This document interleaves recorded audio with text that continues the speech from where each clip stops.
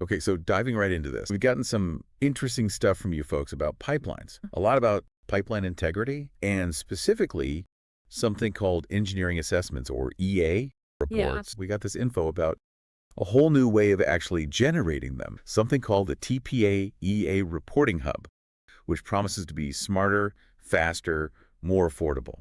A lot to unpack there for sure. So let's get to it. First off, EA reports. What's the 101 on these things? Okay, so imagine you're responsible for a pipeline, right? Could be natural gas, oil, whatever. Got it. And you need to prove to, say, a regulator that it's safe, it's in good shape. Or maybe you're selling this pipeline to another company. They're going to want to know what they're getting into. Due diligence and all that. Precisely. That's where the EA report comes in. It's like a health checkup for the pipeline. That's a great way to put it. A very detailed checkup. We actually have some examples here. Let's pull those up. One is a license transfer for a sour natural gas pipeline. Then another one, this one's a routine reactivation, they say, for a natural gas pipeline. And these things, they're dense. Oh, they can be. A lot of info packed in. You've got the whole history of the pipeline, potential corrosion risks. Right, both internal and external. Talk about what's actually flowed through the line, how long it's been active. They need to consider everything. All the technical details. How they're managing corrosion, what measures they've got in place. Prevention, mitigation, all that. It all goes in the report. Reading through these is a deep dive in itself. They're meant to be comprehensive, that's for sure. Which makes this other thing we got all the more intriguing. You're talking about the TPA EA Reporting Hub. That's the one. They're saying they can do all this, but smarter, faster, and more affordably. A bold claim, but it's based on some pretty cool technology. That's what I want to get into. What makes it smarter, specifically? The key here is this connection to something called TRIAGE. I saw that name pop up a lot in the materials. And for good reason. See, TRIAGE is provided by AbaData, and they describe themselves as Western Canada's industry-leading hazard classification service. This is specific, it's validated for our region, and it's built on a foundation of integrity risk data. It's about having credible information, stuff that people trust. Because, you know, those risk classifications we were looking at in the example reports. Yeah, like the moderate internal and external corrosion risk for both those pipelines. Those aren't just pulled out of thin air. They're based on actual assessments. Exactly. And TRIAGE is what's informing those assessments. Okay. Because TRIAGE, it compiles this huge amount of data. What kind of data? Historical pipeline incidents, soil corrosivity, operational patterns, you name it. Wow, that's a lot. And it uses all that to really understand the potential hazards in a specific area. It's not just saying, hey, corrosion's a risk everywhere, be careful. It's much more nuanced than... It's like, here in this region, based on what we know, here's how likely corrosion is and here's how severe it could be. You got it.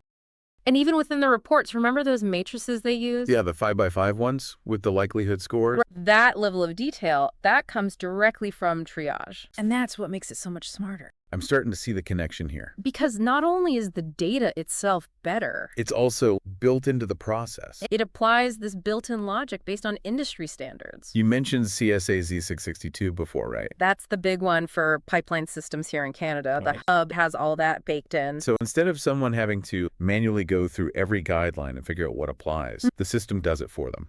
To a large extent, yes. It streamlines the whole decision-making process. So you end up with a report that's not only more accurate, but also because it's all traceable back to this robust data and established standard. Exactly.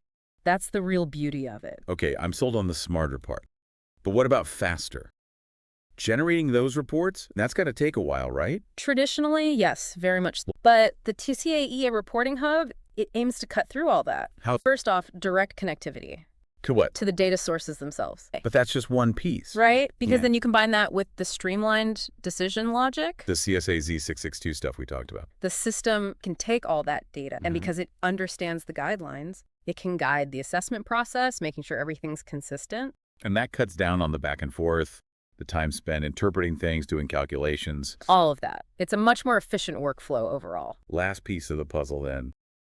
Got to be the more affordable part. And that's really a consequence of everything we've talked about. Because if you're doing things smarter and faster, logically, it should cost less. Exactly. On top of that, you've got the benefit of that triage data, meaning you might not need to do as many custom one-off risk assessments. The system already has a good understanding of the regional hazards. Exactly. That saves even more time and ultimately more money. So it's like a win-win all around. That's the idea. A better report done faster and at a lower cost. Hard to argue with that. Indeed. The really cool thing is this isn't just theoretical. Oh. They actually give some examples of how this hub can be used in real-world situations. Makes sense. Then on the other end of the spectrum, they also mention these multi-license acquisitions. So you're buying up a bunch of pipelines, and you need to assess them all. And that's where this hub really shines. Instead of having to do separate assessments for each pipeline, with all the manual work that involves, You can do it all through this streamlined system. using that same trusted triage data. So you get consistency, speed, and cost savings. Exactly. And for the buyer, that means greater confidence. Because they know the assessments are thorough and based on solid data. It de-risks the whole acquisition process. This is making more and more sense the more we talk about it. But this whole TPA EA reporting service, it's not exactly new, is it? No, it's been around for a while, since 2015, actually. So they've got some experience under their belt.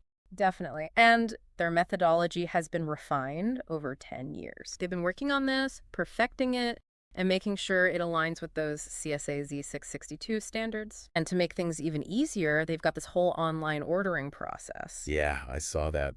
Seems pretty straightforward. It is. You just go through a series of steps, starting with your basic info. Like who you are, what company you're with, Then you specify what you need, what kind of EA report you're after. like whether it's for a license transfer, a reactivation, or something else. Exactly. And then you get into the nitty-gritty, filling out this data entry form. Which, from what I saw, it's pretty detailed. Oh yeah, it's about 10 pages long. But it's all laid out logically, right? It is. They have sections for pipeline identification, operating history, previous integrity work, information about the cathodic protection system, any direct examinations that have been done. So they're really getting a complete picture. That's the goal, to have all the relevant information in one place so the system can do its thing, how it could help you make those critical decisions with more confidence. Because at the end of the day, that's what it's all about. Thanks for joining us for another deep dive. Always a pleasure.